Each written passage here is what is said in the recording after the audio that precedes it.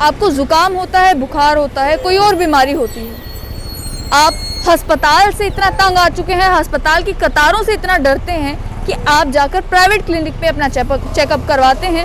और अगर 500 रुपये 700 रुपये भी आपसे मांगे जाए तो वो कंसल्टेशन फीस देने से आप हिचकिचाते नहीं हैं। क्या आपको मालूम है कि सरकार ने 2012 में एक ऑर्डर निकाला था कि जो सरकारी डॉक्टर्स प्राइवेट प्रैक्टिस करते हैं उन्हें प्राइवेट प्रैक्टिस की जो फीस चार्ज करनी है वो इसी फीस शेड्यूल के हिसाब से चार्ज करनी है, जिसमें वो मिनिमम 50 रुपये, जो असिस्टेंट सर्जन है जिन्होंने MBBS BDS की हुई है वो 50 रुपये फीस चार्ज कर सकते हैं, और A ग्रेड स्पेशलिस्ट हैं, स्पेशल स्केल स्पेशलिस्ट हैं, वो 150 रुपये फी चार्ज कर सकते हैं कंसल्टेशन की।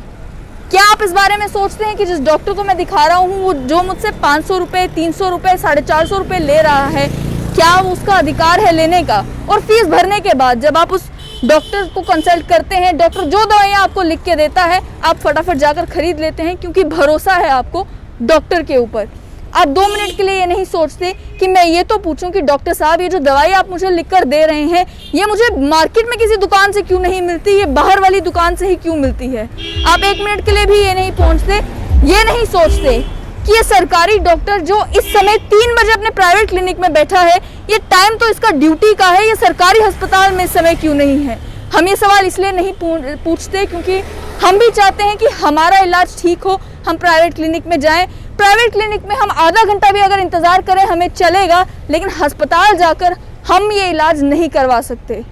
सरकार ने जब ये ऑर्डर निकाला 2012 में, उसके बाद इस ऑर्डर को रिवाइज नहीं किया। अगर ऑर्डर रिवाइज भी किया होता, आज 2020 है, इसे अगर डबल भी कर दिया होता तो आप सोचें 300 रुपये कंसल्टेशन फीस मैक्सिमम आपसे चार्ज की जा सकती थी, लेकिन आप आज भी 500 रुपये 650 रुपये देने में खुश हैं, उसे आप बदलना नहीं चाहते।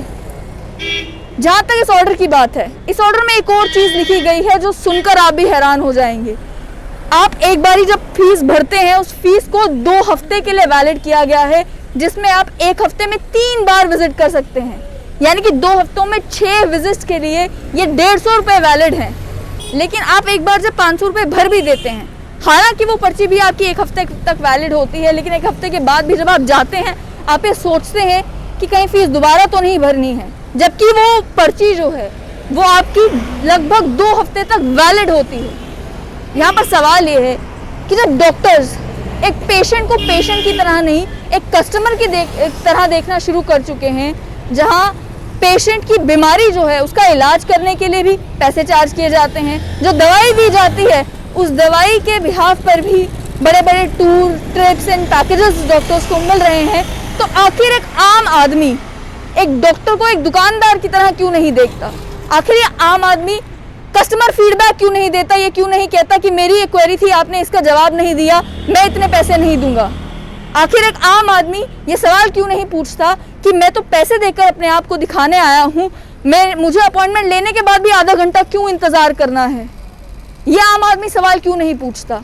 जब आम आदमी ये सवाल पूछना शुरू करेगा और जब सरकारी विभाग जो ऑर्डर्स निकालते हैं उसे इम्प्लीमेंट करना शुरू करेंगे, तभी सिस्टम में बदलाव आएगा। जब तक सरकारी विभाग ये नहीं देखेंगे कि इस तरह के सरकारी ऑर्डर्स को क्या इम्प्लीमेंट किया जा रहा है, तब तक सिस्टम नहीं बदलेगा। और सिस्टम ना बदलने का एक कारण आम आदमी भी है।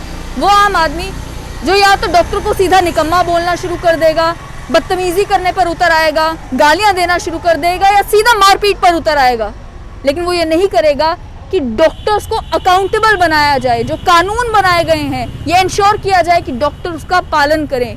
या तो एकदम एक्सट्रीम एंड पर चले जाते हैं कुछ लोग जो मारपीट करना शुरू कर देते हैं डॉक्टर्स के साथ, या एकदम खामोश होकर रह जाते हैं कि कहीं डॉक्टर साहब नाराज ना हो जाएं।